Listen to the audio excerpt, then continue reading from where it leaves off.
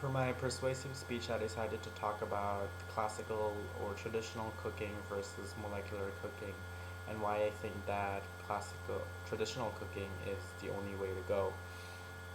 Now, what is traditional or classical cooking?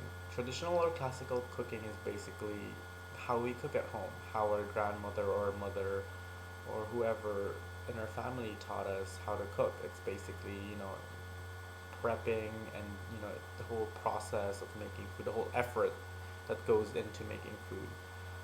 For example, like when you roast turkey for Thanksgiving, it takes a long time. The whole process, the whole like slowly cooking it so it would come out, not overcooked, or putting it in the right temperature so it doesn't dry or you know taste bad or anything. Um, Traditional cooking was it, it wasn't. I don't really have a specific year when it was invented, but it came in France. Now, a lot of people think that French food is very heavy, and it is very heavy. It has a lot of sauces, a lot of cream, a lot of like butter, a lot of rich flavors in it. But around 1960 to 1970, the French reinvented their food. It's more they called it nouvelle cuisine, which is more of a modern traditional take. They used light sauces. They focused more on the essence of the product itself.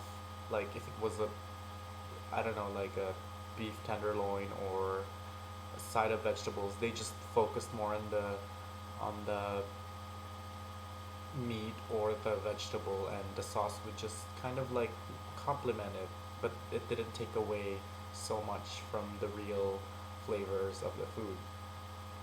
Now, molecular gastronomy was created by a lot of different scientists, but there was actually one very famous chef who put it in the map. His name was Heston Blumenthal.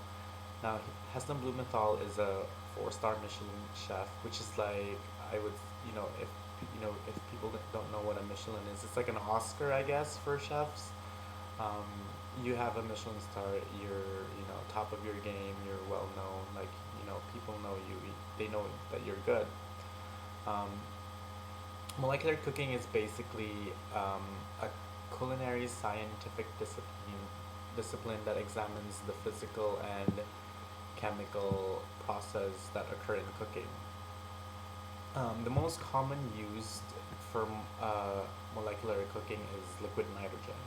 Now, liquid nitrogen, it has a very low temperature. It can boil to negative 196 degrees Celsius, or it can even freeze anything from, you know, 400 degrees, negative 400 degrees Fahrenheit. Like, it was said that it can freeze alcohol because it had such a low temperature.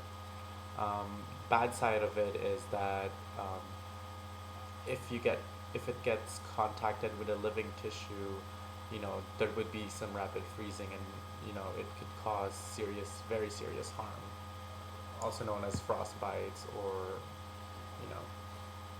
So now these days, a lot of restaurants are slowly incorporating molecular cooking to their food. They have this thing now where it actually started as foams first, where you just have a dish and then they would just get like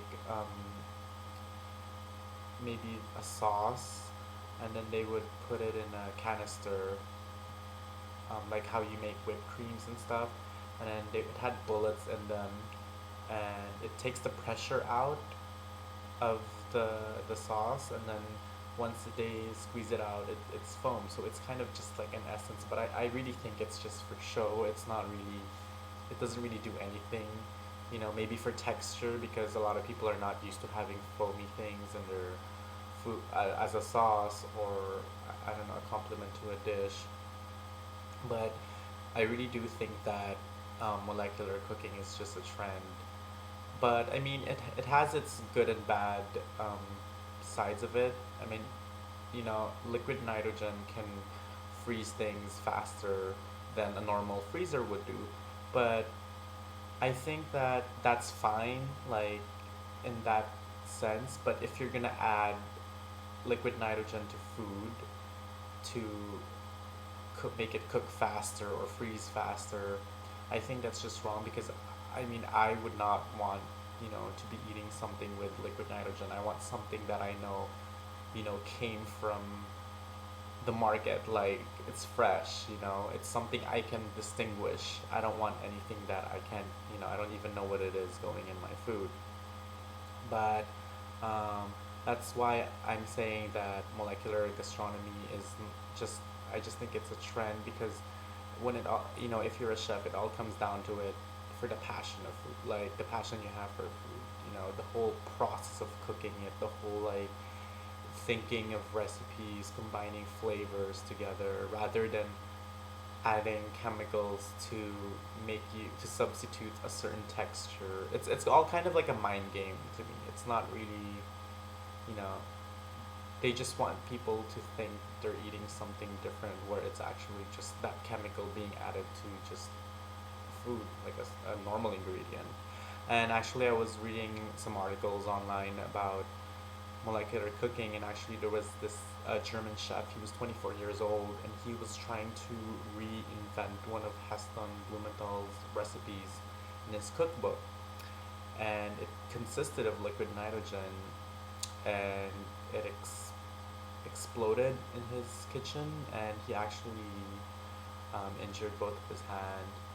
He burned his hand, like it was just it was really bad, and you know how can you even think of like think how can people even think that molecular cooking, I mean because some people think like that's the future of cooking, like how can you bring that into your home, like you know and another story I have is that we actually um, at the art institute in Los Angeles we had a class where for one week we took molecular cooking, and it was just all these chemicals that you don't even know which one goes with what, like you don't even want to like combine things because you don't know it could kill you or it could cause like an explosion like that guy, that 24-year-old chef.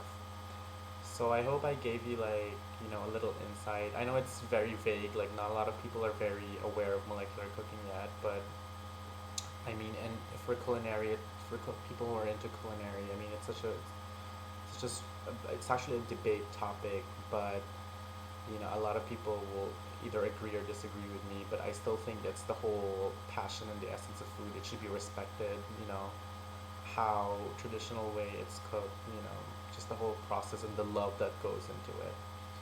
So there you go.